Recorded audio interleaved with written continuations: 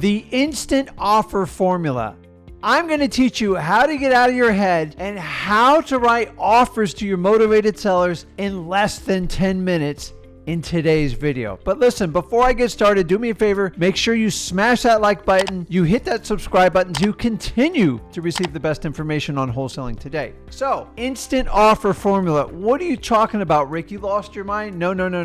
Listen, I'm here to tell you, if you are overcomping properties, meaning you're spending more than 10 minutes, and you have analysis by paralysis syndrome going on, meaning you're frozen, you have leads, you're scared to make an offer because you can't figure out what the property's worth, and you're scared to death your seller is going to reject you, then this video is for you. Let's get into it. The truth to wholesaling is most wholesalers are so hyper-focused on not getting rejected on their initial offer, and they are completely focused on getting the yes. Why? Because it gives you a form of self-gratification and it avoids any type of rejection. And for the most part, you're kicking the hard conversation down the road with your cash buyer, because if you continue to get yeses on your offer, number one, you're paying too much for the property. And number two, your cash buyers are going to give you the ultimate rejection tool time after time because you guys are overpaying for these properties. So the instant offer formula is real simple, and I'm going to teach you a method called going for no. Okay. And this summarizes what the instant offer system is. You see, the real problem in you guys making your offers, we've already talked about you're trying to go for the yes because it's an easy out. Here is the problem with it. Your sellers are rarely, and I mean rarely, ever going to tell you what their bottom line is. They just don't give you that information, and it's frustrating. And it's for you to draw that information out, you are going to have to go for no and get a rejection. End of story. Think about this for a second. I love being a wholesaler because I think everybody that does wholesaling is unique and special. I'm biased. I'm sorry, man. I love you guys for what you do because you are a special breed. So let's talk about realtors. Do you think at some point they have to get to the bottom line on all their sellers and their buyers? Mostly on their sellers. They've got to find the number that makes sense that they can attract the buyer in, because what are buyers going to do? They're going to give their lowest number, and sellers want their highest numbers. So how do realtors fix this gap? Let's just use this for example, and I'm using it for an example only. I don't want anyone to be a realtor on here. What realtors do is they manipulate the listing price. So if a property is worth $500,000, the realtor he goes, hey, here's what we're going to do.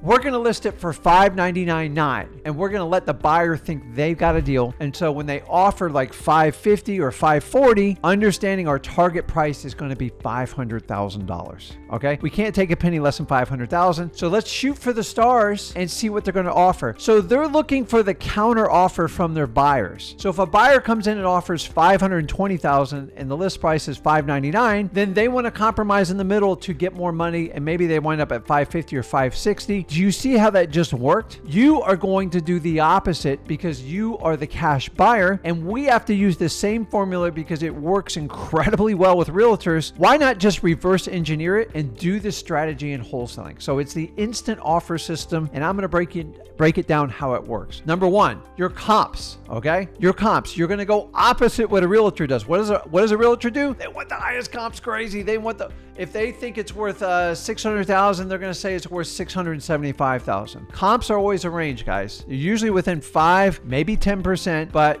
an example is if a house is worth $200,000 is the low comp and $225,000 is the high comp, that's your range. You're going to pick the $200,000 comp because we're in a market that is steadily declining. And then I want you to take like another 10, 15 grand off of it. So your comp now is 185 to 190. That's it. Do not shoot for the stars because the stars are crashing and burning right now, and you have to understand this. So number one, comps, you have to have the most conservative comp because that's how you get the real number. And you're going to have to share it with your sellers anyways. Number two, you're going to stop over analyzing deals. Why? You guys are spending way too much time trying to construct your offers to get a yes. So here's what we're going to do. We are going to reverse engineer this like I talked earlier. You guys are spending way too much time trying to come up with the perfect offer. No.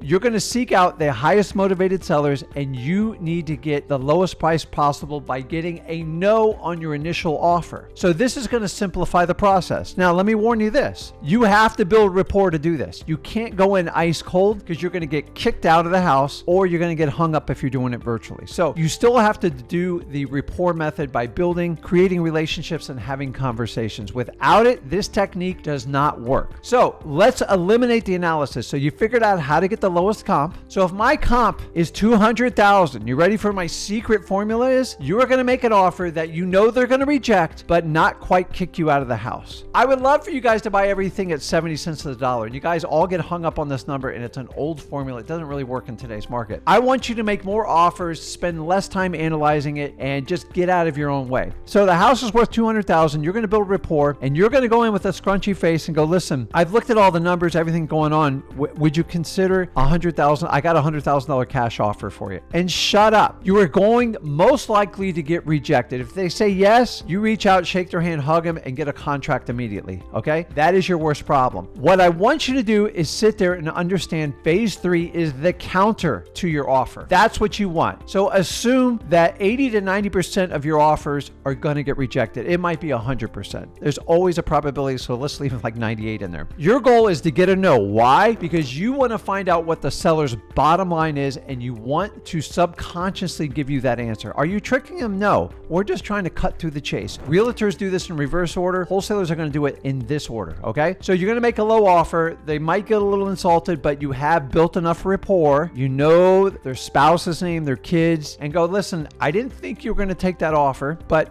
what's your bottom line number you need? And then they're going to give it to you. So if you made an offer at 100, they might come back and go, listen, I talked it over with my wife. We can't take anything less than $123,000. Guys, I just made you a ton of money by doing this because you do not have to waste time trying to figure out your offer. People that do this are speculators, and they're fix and flip people. They're not wholesalers. You have to buy these properties cheap to move them in today's market, and you've got to find the seller's bottom line number. Once you make the counter, you get their bottom line number. Now you're starting negotiating. So many of you try to do negotiating from like minute 1 on your offer. That's not where you do it. This technique took me a long time to figure out, and I'm telling you, when you do this, you make it simple. So the next part is, even if they don't take your final offer, you're going to put them in your follow-up. And in your follow-up, there's 2 things that are going to get you a deal in your follow-up. Number 1 is time.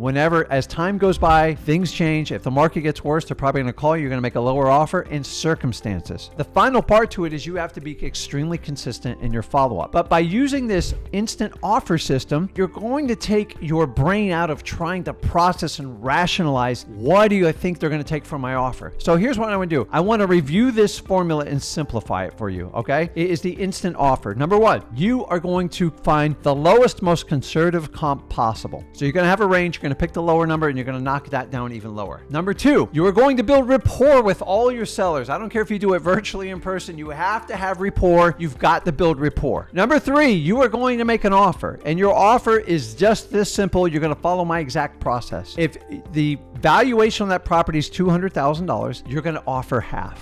Why? Because you're looking for step 4, which is the counter. So take your comp, cut it in half, make your offer, make sure you built that rapport, listen to the counter, and find your seller's bottom line price. Make sure you don't use the word price, ask, or offer. Say, what do you need to get for this property? Then you negotiate from there. And then if you can't get a deal, you put them in the follow-up and you wait for time and circumstance. And here's the really cool part. You take all those 4 steps and you just do it over and over again. And suddenly you'll make hundreds of offers. Instead of sitting there analyzing 3 stinking offers, you're trying to make the perfect offer. It doesn't matter. The 2 most important things that you can get from any wholesale deal is, number 1, the more motivation, the better odds of you getting a deal. And number 2, you have got to go for no by using the instant offer formula. Just offer half of the value and use it as a counter to get from your seller, and then negotiate from there. And I promise you, if you do not pick this apart and start changing, well, Rick, maybe I should just offer them 70%. Okay, start at 70%. You're going to wind up at 80, 85%. Remember, the go for no instant offer approach is designed to pull the counter out of your seller so you can use that data to negotiate the best wholesale deal you can get. Guys, I'm telling you, I sat there and did this analysis paralysis probably my first 5 years, and it drove me nuts. Once I started doing this, I only do business with the most motivated sellers that want to work a win-win situation, and you need to do the same. So let me tell you what, ask me. I want to ask you, are you using the instant offer formula? And are you going to change and try to butcher this thing? Because if you do, it's not going to work. Use this, guys. I got 21 years experience doing this. Copy what I do. It works. And stop being scared of being rejected.